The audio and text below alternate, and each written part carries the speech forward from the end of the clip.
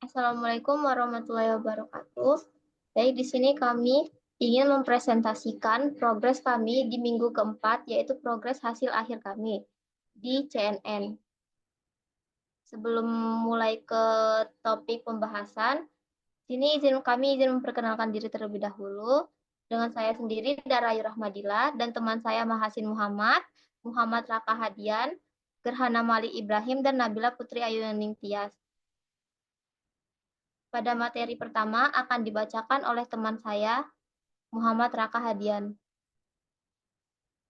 Oke, yang pertama di sini dapat paper Caltech 101. Uji coba dalam artikel ini dilakukan pada 390 citra pada data Caltech 101 yang didapat dari 150 citra adalah kategori unggas dan sisanya adalah crocodile, cougar, dan face. Masing-masing dari ketiga kategori tersebut 80 citra. Next. Dan yang kedua ini terdapat konvolusinya. Konvolusi adalah operasi matematika yang digunakan untuk memodifikasi atau mengubah data. Dalam konteks pengolahan citra, konvolusi sering digunakan untuk memanipulasi citra, seperti untuk mendeteksi tepi, memburamkan gambar, atau menajamkan gambar. Next. Baik, di sini terdapat elemen konvolusi, filter atau kernel, yaitu matriks kecil yang digunakan untuk memproses gambar yang menentukan ukuran tertentu, misalnya 3x3 atau 5x5. Citra itu yaitu data yang akan diproses. Next, di sini terdapat tiga filter konvolusi yang kita pakai. Yang pertama itu filter deteksi tepi, yaitu mendeteksi tepi atau perbedaan kontras antara area gambar yang berbeda. Yang kedua, filter blur, yaitu memburamkan gambar, membuat citra lebih halus dengan mengurangi detail. Yang ketiga, filter tajam, yaitu meningkatkan kontras gambar dengan meningkatkan nilai piksel pusat dan mengurangi nilai piksel sekitar. Next.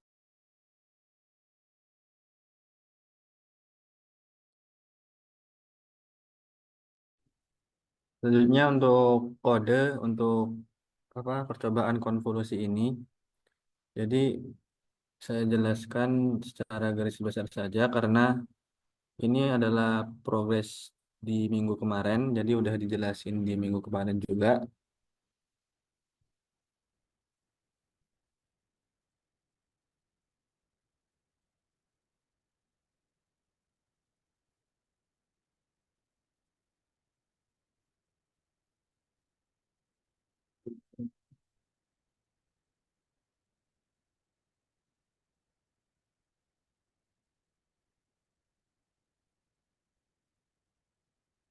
Jadi yang pertama itu di kodenya kita perlu untuk memasukkan atau mengimpor library yang diperlukan. Yang pertama ada CV2, NumPy sama Matplotlib. Kemudian kita masukin gambarnya. Kemudian gambarnya itu di sini diubah menjadi grayscale. Kemudian ini adalah kode yang berfungsi buat nampilin berapa kali berapa piksel gambar yang kita masukkan. Kemudian kita dari gambar yang telah kita masukkan itu kita ubah menjadi 224 kali 224 piksel. Jadi nantinya gambar yang dimasukin itu bakalan menjadi 224 kali 224 piksel. Kemudian setelah di crop tadi, kemudian ditampilkan gambarnya, kemudian dilakukan normalisasi dari 0 sampai 1. Jadi nilai dari setiap matriknya itu cuma dari rentang 0 sampai 1. Kemudian langsung saja ke sini. Jadi di sini kita menggunakan 4 kernel, yaitu 2 kernel deteksi tepi.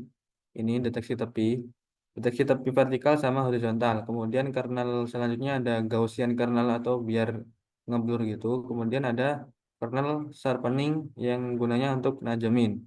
Nah, kemudian di sini kita buat fungsi yang nantinya itu akan berfungsi sebagai konvolusi itu sendiri. Jadi dari 4 kernel tadi kita olah hasilnya di fungsi ini. Nah, kemudian setelah diolah, baru kita tampilkan setiap olahan dari 4 kernel tadi di sini. Nah, untuk ini kode ini itu fungsinya buat nampilin ke Windows gitu. Mungkin itu saja untuk kode konvolusinya. Selanjutnya selanjutnya akan dijelaskan oleh ya.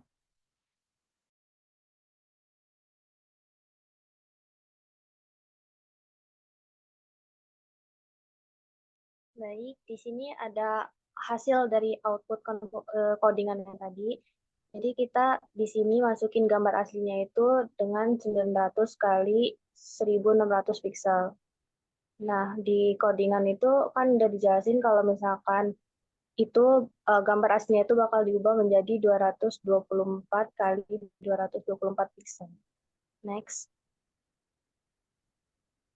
Ini hasil ini gambar aslinya yang kami masukkan ke dalam codingan yang sebelumnya yang sudah dijelaskan. Dan sebenarnya itu sudah di grayscale kan.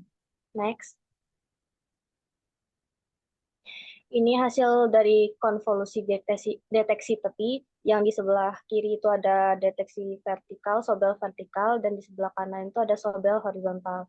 Dimana kalau misalkan dilihat dari perbedaannya itu, yang sobel vertikal tuh lebih munculin garis-garis dari gambarnya itu sendiri, jadi gambarnya itu terkesan lebih tajam dibandingkan sobel horizontal.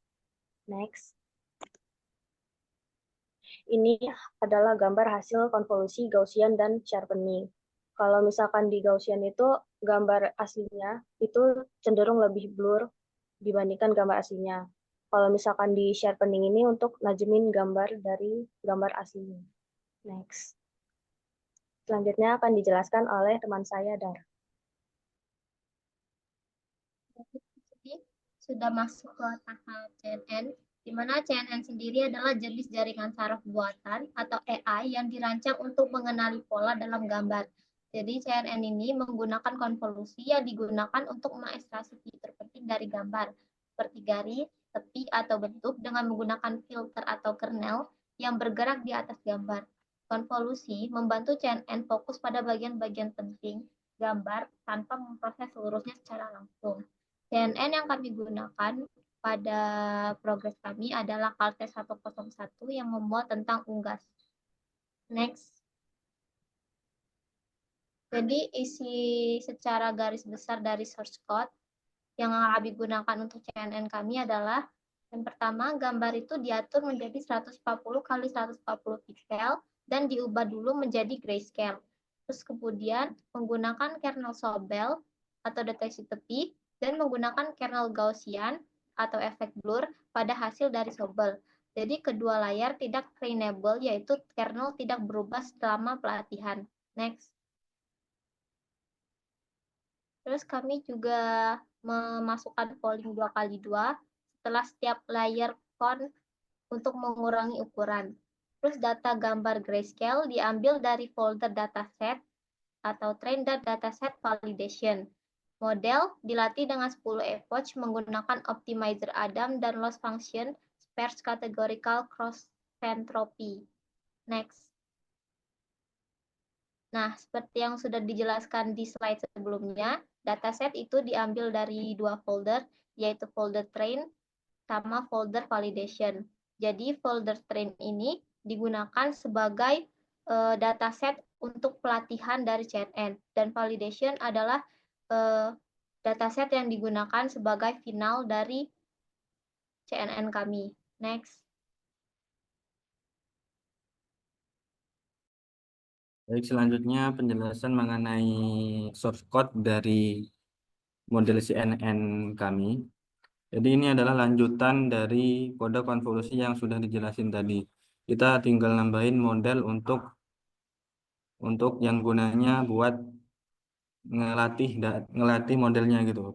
Jadi kan kita di sini udah punya banyak dataset atau foto-foto gitu.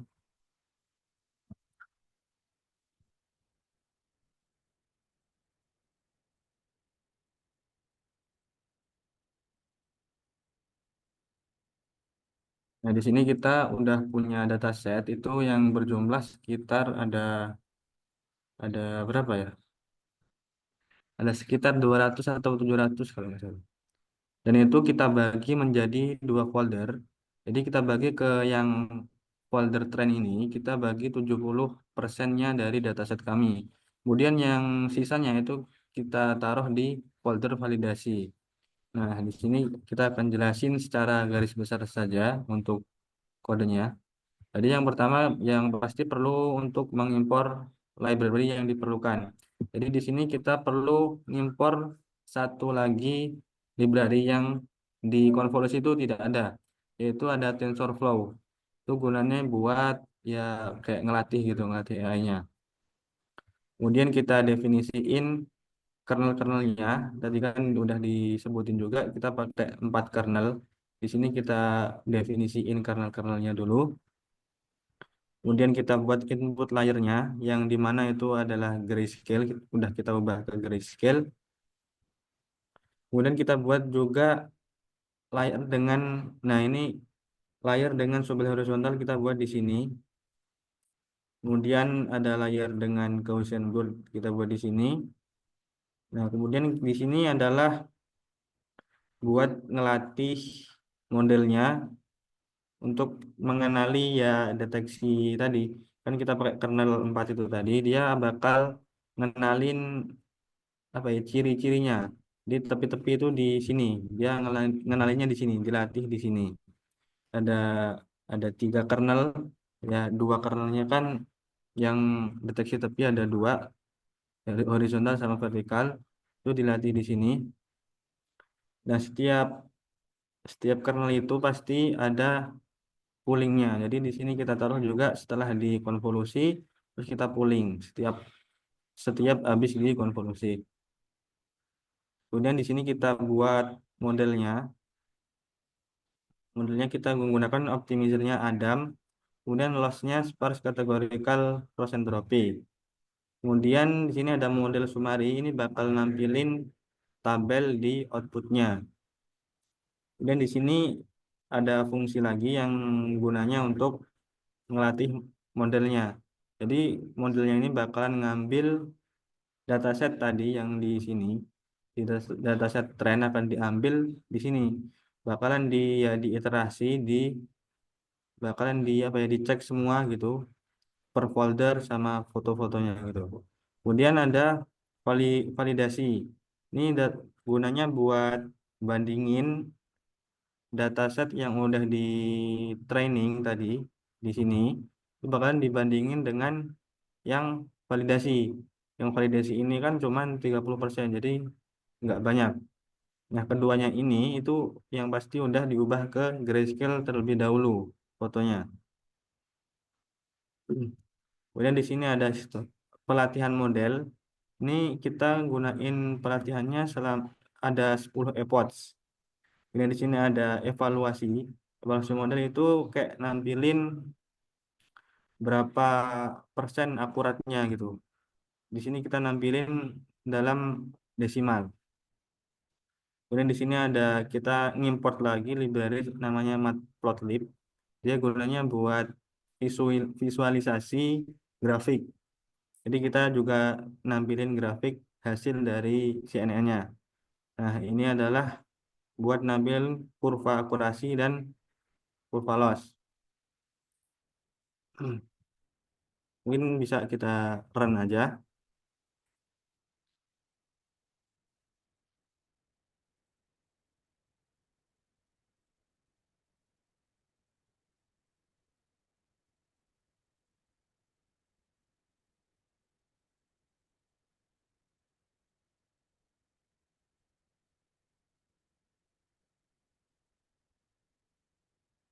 Jadi di sini mungkin agak lama selama ngerannya karena kita menggunakan 10 epoch.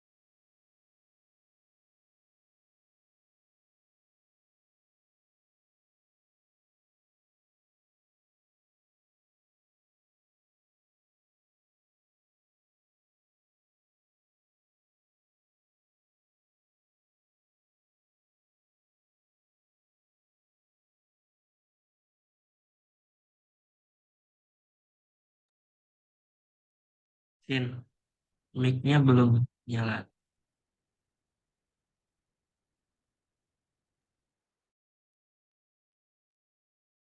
Oke, yang pertama kita akan menjelaskan yang tabelnya dahulu. Jadi yang pertama di tabelnya itu ada input layernya. Kita udah definisiin di kodenya tadi. Kemudian konvolusi-konvolusi dari kernelnya tadi. Nah, dari konvolusi ini kan pasti tadi udah dijelasin juga setiap habis konvolusi kemudian dilakukan pooling. Jadi di sini dilakukan pooling 3 kali. Nah, kemudian setelah itu dilakukan flatten dan dense. Kemudian langsung saja ke hasilnya, di mana hasilnya itu nampilin akurasi validasi dari model ini, yaitu hasil training tadi, datanya dibandingkan sama yang validasi. Nah, di sini hasilnya adalah 0,68, atau kalau diubah ke persentase itu jadi 68%. Kemudian langsung saja kita jelasin ke grafiknya. Di sini ada 2 grafik. Yang pertama ada loss curves, kurva pelatihan sama kurva akurasi. Nah, untuk yang biru ini itu adalah kurva untuk trainingnya. Kalau yang validasi adalah kurva untuk yang validasinya. Nah, di sini dia yang training dia nunjukin semakin ke bawah. Itu artinya trainingnya itu ya dapat terus gitu. Apa deteksi tepinya dapat terus. Tetapi yang di validasinya itu semakin ke atas yang menunjukkan itu seperti apa modelnya itu belajar terlalu dalam gitu. Jadi overfitting lah apa istilahnya. Jadi kayak validasinya itu kan datanya cuma dikit, jadi kurang gitu. Kemudian untuk akurasi ini, dia ini ya kebalikan dari yang kurva pelatihan tadi, yang trainingnya itu naik naik terus, yang menunjukkan overfitting tadi. Jadi trainingnya kan datanya banyak, tapi untuk yang validasinya itu cuman dikit. Jadi muncullah kayak gini. Dia validasinya menjadi turun. Nah, mungkin itu saja yang bisa dapat saya jelasin dari kodenya sama outputnya. Kemudian selanjutnya saya serahkan ke teman saya.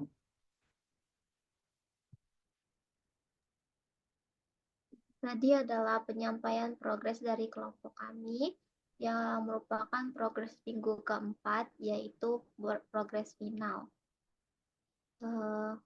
Sekian dari kami. Mohon maaf jika ada kesalahan kata. Kepada Allah kami mohon ampun. Wassalamualaikum warahmatullahi wabarakatuh.